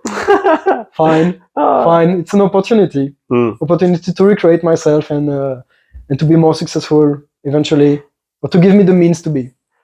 I tend to I tend to believe. Okay. Oh, it's fine. I tend to believe that money is or not is, but has a spirit of its own. Because basically money is energy. I like to speak more in energy terms than spirit terms. To be honest, maybe that rationalizes it for myself. I don't know, but money is energy, and when we don't focus our attention, as you were saying before that, if we don't focus our attention on the money, on the energy and intention on that we need to deepen our connection with that energy, with the money, then it's only going to go away. That's how I think of it. That's and I base that in reality as well. So what do I mean? When people are not speaking about money, when people are not thinking about money, when people are not doing anything about money, money is going to go away. Yeah, but you understand, you just understood witchcraft now. Because it's the same thing. It's like, if I don't connect with nature, if I don't connect with my body, if I don't connect with the people I meet in my dreams at night, or the universe I'm meeting at night, or the archetypes, the big archetypes of life, if I don't communicate with that, they say they don't pay attention to me, I'm not going to pay attention to him. Yeah. So that's, at least for me, that's the reason why I think it's important for us to have priorities on what we put our attention on, because it cannot be only money. No. Fuck no. I mean, it definitely is not the most important thing. No. Well, of course, it helps us buy the important things in life. No, it's all about how do you want to live your life? Because you can live without money. You just go, but you have to. We both have. You can, but you have to create a story that makes sense then. Yeah. So it means that you have to put the effort into it. And I want to live in Western civilization right now. Yeah. It might change right now. Yeah. And the Western civilization is a tapestry of energies, stories that I can't escape if I want to live in that frame. It's like, if you want to play the game, you can't play a part of the game. Or you can, but it requires a lot of tweaking, and it might not be that easy to do. So it's just a respect for the game. It's an effort on itself, though. Yeah. If you want to be living in the Western civilization, even we can say it Western society, we need to put the effort needed to basically be working with that society, with that civilization. True. Go out or make it better, or go out. Yeah. It's like, there's no point staying and complaining and saying, this is fucked up, this is fucked up. If it's fucked up, go to the forest. No, or try to change it, right? I have much more respect for people who go in the street and manifest. It's not my way. I don't think it's well. Anyway, I don't partake in politics and manifestation and stuff like this. But I have more respect for people who do that, who live through their own values. That someone is just complaining in front of the TV and saying the world is fucked up and go to hell and do nothing about that. Yeah, that's like, I would have even more respect for someone who is doing something which is constructive and coherent and try to, like a philanthropist, whatever. I would have more respect to that, because this is what I would love to be. I want to be rich so I can help my friends and myself and the world. This is just that it's a mean to an end. It's not even to an end, but it's a mean to a process. So rich that the universe gives to others through me. That's the point. That's what I say. It's like, capitalism can only win through mutual benefits. It's like, there is no point for me to sell you some eggs if you don't need the proper amount of money, or a banana or whatever. It's just or if you don't need the eggs, actually. True. No, there's no point. Yeah. That's basically the point of sales, which maybe more than 80% of sales people do not actually understand. That you don't need to sell to someone that doesn't need the product. Yeah, no, that's useless. It's sell is communication. Selling is communication. Marketing is communication. Exactly. It's to find the people who need you. It's not about convincing anyone. It's not about being persuasive. No. It's about being clear. I can help you. It's informative. I can help you. Let me show you why. Let me help you first for free, and then you want more. Okay, now you help me. Yeah, as well. You have to I can help you if you help me. Yeah, exactly. Exactly. That's how it goes. No, it's deeply psychological for me. Like everything basically, but that's deeply psychological of the nature of being able to sell something to someone. Because as you said, it's communication, and communication in itself, that's philosophy and psychology, isn't it? I mean, that's how I think of it. Because if we don't have the psychology to understand what the other person may gather from what we are saying, and if we don't have the philosophy to say the things in a way that's going to be clear, coherent, clarity, that's going to be clear, then there's not going to be communication, or if there is, it's not going to be any good to both parties, or how many parties there are. Now you apply that to Magick and to the invisible realm. How can I give spirits what they want and need? So they can give me what I want and need, maybe. How can I find traits that are mutually beneficial? Maybe I'm already doing that with the universe. For me, if I have to be honest, this is the only entity that I'm speaking of, the universe. But I visualize the universe as a creator. It's not a single being, but I have a form for the universe. Whatever works, that's good. If it helps you connect. Yeah, it does. It does really. It really does, because. But that's true. Everything in life is a trade.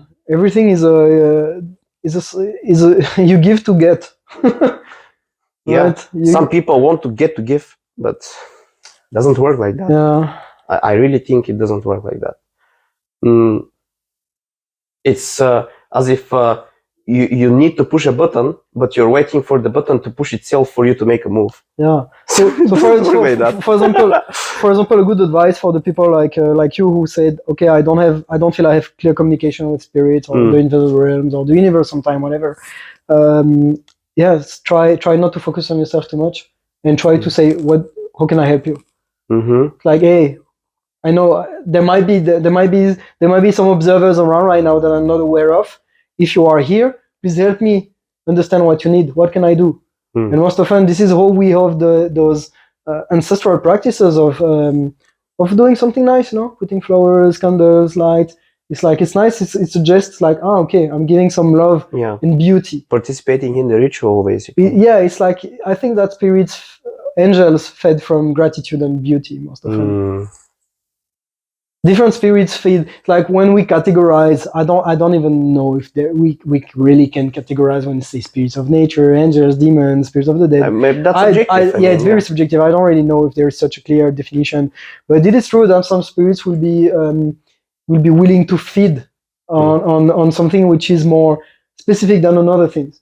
And this is well known for magicians. As I told you, some spirits will prefer some incense, some will like a little drop of blood of yours. Yeah, really. Like if you want, it's like the crazy people who kills animals for other spirits. They're gonna attract spirits that like violence. I don't want that in my life.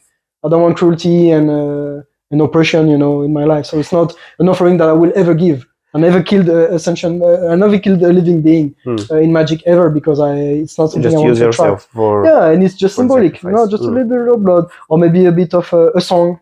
Or a painting or whatever. It's a way to. It's different spirits will like different things. So with whom do you want to be friend with? Yeah, you need to choose basically who can help you in the way that you need to be helped. Yep, exactly. But it's the same thing with human beings. You want to have. You want to have. That's how I choose people. You want to have a successful podcast, right? And me, I want to have a break from my overwork, and boom, it match, and we are helping each other. Yeah. And thank you for that. Yeah, well, thank you for that as well. I have a question. Because you mentioned blood sacrifices and stuff. For me, at least, when I hear a blood sacrifice, that straight away goes to black magic. But when I come to think of it, because I've watched Vikings, the series. I did not. Okay, but they're, Vikings are doing sacrifices. Yeah, well, I mean, most in general. Yeah. But from the perspective that they taught it in the series, it actually was like blood sacrifices, but for the good of all people. Yeah. So would that be white magic in that situation? Okay, well, this is too many topics at once. Yeah, maybe. Because we need to start with the definition of black magic and white magic. Okay. And then there is the process of animal sacrifice. Animal sacrifice in agricultural civilizations makes sense in a way, because it was a way to give back to the spirit of, for example, the spirit of the goats, like you're herding goats, for example, right? And you have a good year. Like, oh, damn. Like to have the harvest, everything is going well, and I have some fun. Okay, I want to give back to nature. That's what Bulgarians did as well. Basically. Well, I mean, all civilization on Earth practiced animal sacrifices in that way, and even agricultural sacrifice, but most often animal, because it was of a higher value. It was a way to. It was money, really. Yeah. It's like, this will help me be alive if I eat that animal. No, this animal I'm giving right now to the fire, to the spirits that make this around. It was useful for the stories that the people were living and for the civilization which are still living in those environments. It is useful in a way. In our civilization, it is not really. It's not a story that makes sense, because animals are being farmed in conditions that are absolutely atrocious. Yeah. And raised. It's not.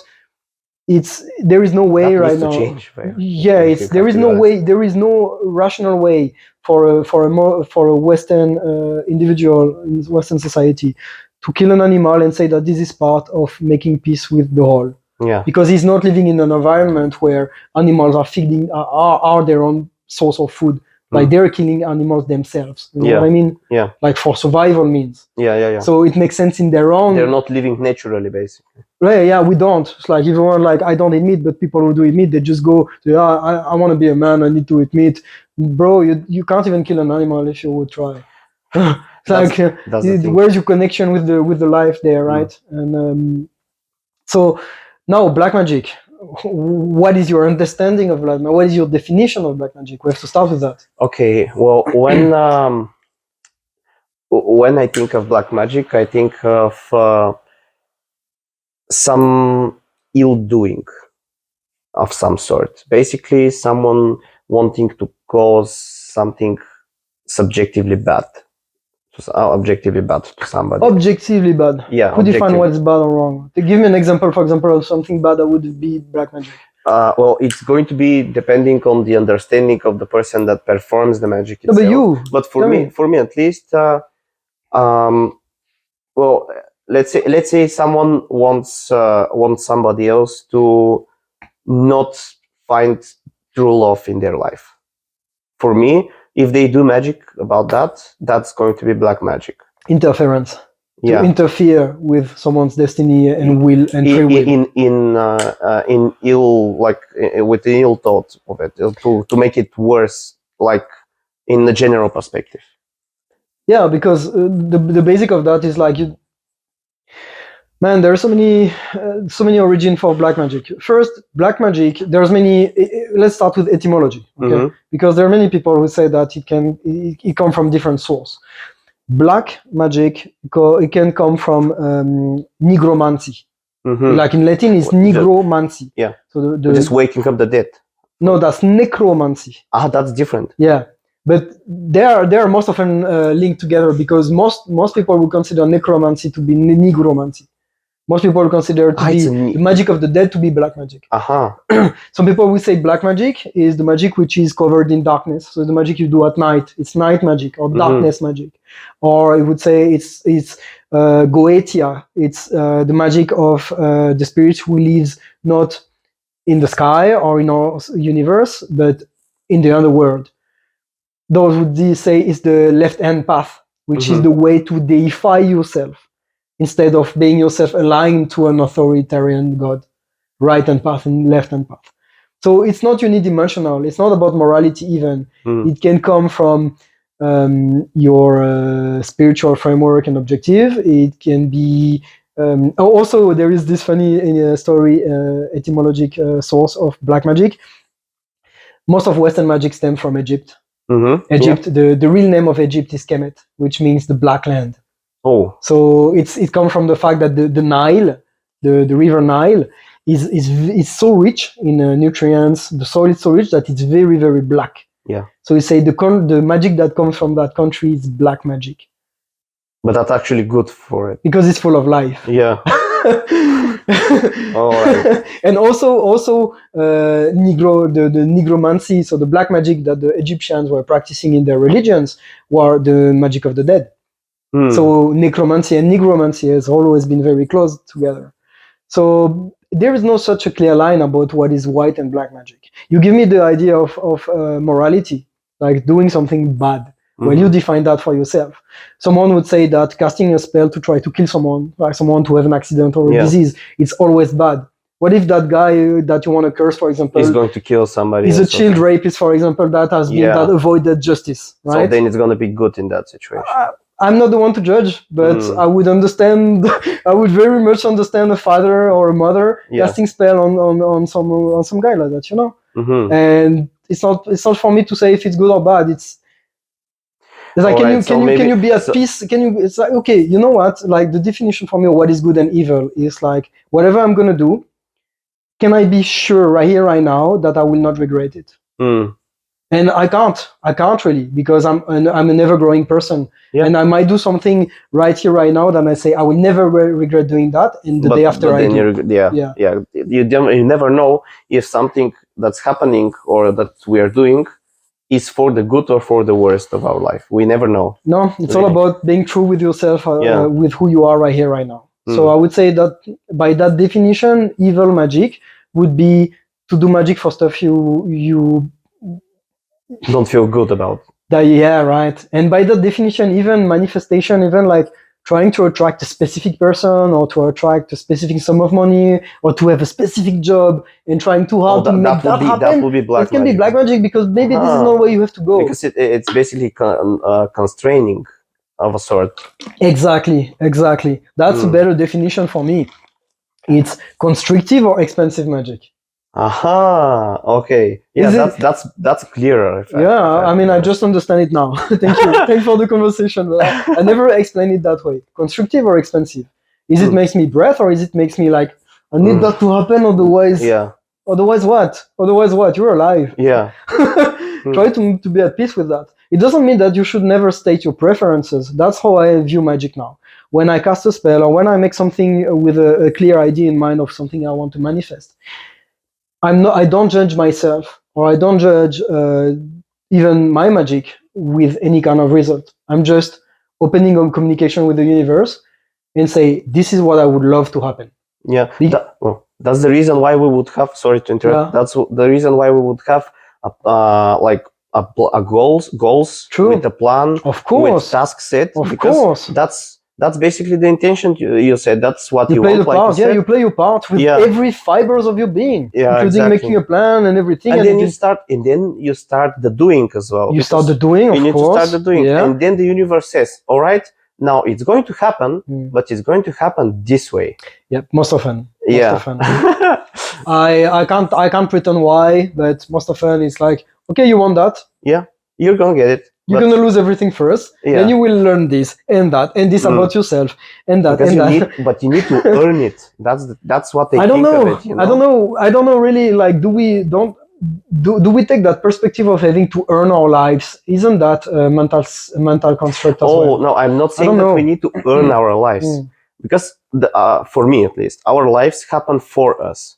Everything that happens. It's given to us, right? It's given to us. Yeah, exactly. But the things that happen need to happen so we can learn from them. And that's or maybe because you're just that kind of individual. Maybe yes, that's for me again. I mean, I once again I think that this is because you and I, we have this tendency that we have learned to try to find meaning. We have to try to find what is the story going on. Yeah. So we are always ready to learn. We're always ready to be expensive because we found the hard way that if we spend time in constrictive constrictive framework, constrictive magic, then we pay an even higher price. It's painful. Yeah, it's even worse. It's painful. So Really. that's the reason why we say, okay, what seems to be uncomfortable at first, we just naturally know that this is the path to go. Because in the long term, even if it's easy here, it's going to be more painful, and we know it. Yeah, that's maybe where this saying comes from, that delayed gratification is always better, instead of having pleasure right now. Like having the pain right now, like but conscious. For example, I can give the metaphor with training. I prefer with having the pain of training every day instead, and having the delayed gratification of having a nice body, having a healthy organism, like a healthy body in the future when I'm older, instead of having the pleasure of sitting around, laying or doing nothing right now, and then having the pain of aches all around my body, or having illnesses and stuff in the future. So that's how I tend to think with everything I do. We already had this conversation, and I already told you that that's very rational, which is great. It means it just lacks the sorcery part of it, which is imagination, which is speaking with your inner child. Because if you try to convince yourself to do stuff you don't want to do, a part of yourself will always rebel at some point and will always go worse in the other direction. You're right about that. Yeah, you are right. So it's not about to do the stuff that are rational because they're rational and you fucking hate them. It's how can I have fun doing the stuff I know is rational to me? But I don't hate doing it. Okay, no, that's great. I don't hate it. Yeah, doing right. It. I even like it because, so you find a way to gamify it. Yeah, you find a way. Exactly. Yeah, to make your inner child enjoying the process. Exactly. That's basically what I'm doing, and that's basically what I'm asked for when I do Magick. I say those are my goals. This is what I did rationally. This is my plan. This is what I want to achieve. I know I'm gonna have to pay the price. It's gonna be hard. Please help me have a good time along the way and learn what I have to learn. Yeah.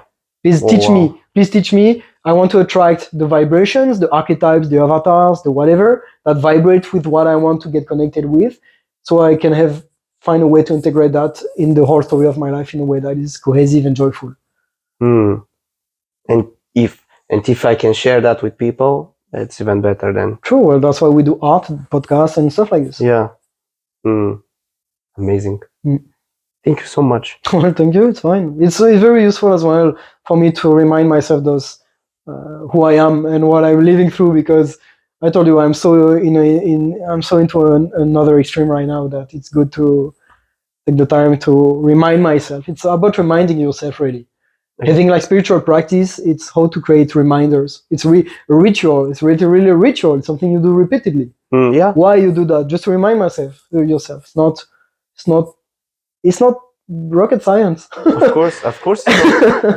Life is not complicated. Yeah, life is simple. Yeah, we make it so. It may be hard, but it's simple. At least that's my perspective. True. It's most of the complication is because we create it ourselves. Yeah. Because we want it. I want to ask of you, do you have any, I would say advice, but maybe anything from your life that you want to give to those people that are watching us that would help them like today? Well, I don't know, because there are so many people that can have so many different. I'm not talking to them. I'm talking to you. Yeah, you're talking to me. So what can you give to me then? Yeah, right. I don't know. Remind yourself how good you're doing. That you're always doing your best. Remind yourself that it's okay not to be happy. It's okay not to be where you want to be already. Like, we try so hard to define success by it's good now. Like, our perspective has shifted from a purely materialistic society where success was defined by means of material success, right? That was the case. Still is for a lot of people. But now the mark of success is how happy you are, how happy you are. And we tend, especially in the spiritual communities, there is this tendency of, you can see a lot of happy people and joyful people, and you can judge yourself like, I'm not that happy in my life. Maybe I'm failing somewhere. Like, at least I'm speaking for me now. It's like, it's okay not to feel ecstatic all the time. And it's okay to suffer and to grind that shit and to keep going. And it's like growing is painful, and it's okay to be roughed along the way. Don't judge yourself from by the way you feel. That's what I would say. Judge yourself on how you act, not on how you feel. Yeah, that's exactly how it is. Thank you for that. Yeah. Because emotions, feelings, they can trick us sometimes. And you're gonna see a lot of like life coaches and gurus and whatnot who say, do what you love in life, do what you love. And man, I don't do what I love.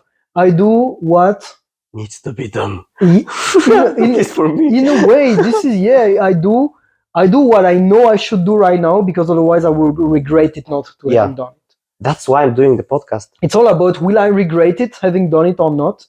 Do I want to do that now? No. But will I regret it if I don't do it? Yes. Let me do it now. At least try it. Yeah. At least try it. Yeah. Because I don't know, what else would you do? True, right?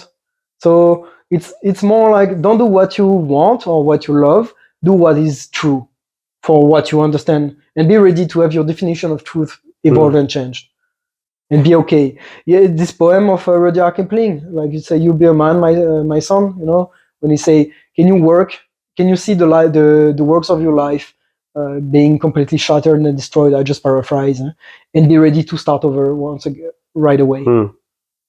Everything you've been building, you just lost. Can you start again building right now without complaining? Yeah. If you can do that, it means that you're true with yourself. Do you want to do it? Maybe not. You're in shock. You're in pain. Oh yeah, it's going to be hard. Yeah, but you have no other choice. It's part of life. It is what it is. And the good thing is, you start from experience this time. Yeah, right. You don't start from the zero. Yeah. Because actually, the hardest thing about achieving anything actually is it's starting. And the first not steps, in my experience. I guess there would be different personality types. Yeah, maybe it's different. Some people like me, they have a harder time finishing what they start. Oh yeah, see what I mean? Oh, that's the other thing. Yeah, right. So it's all about who you are and. Thank you for the conversation. Yeah, well, you're welcome. Last thing I can share, and that I need to remind myself every day, is that even if it's not true, you should live your way as if everything that is happening to you is the best thing that could ever happen to you.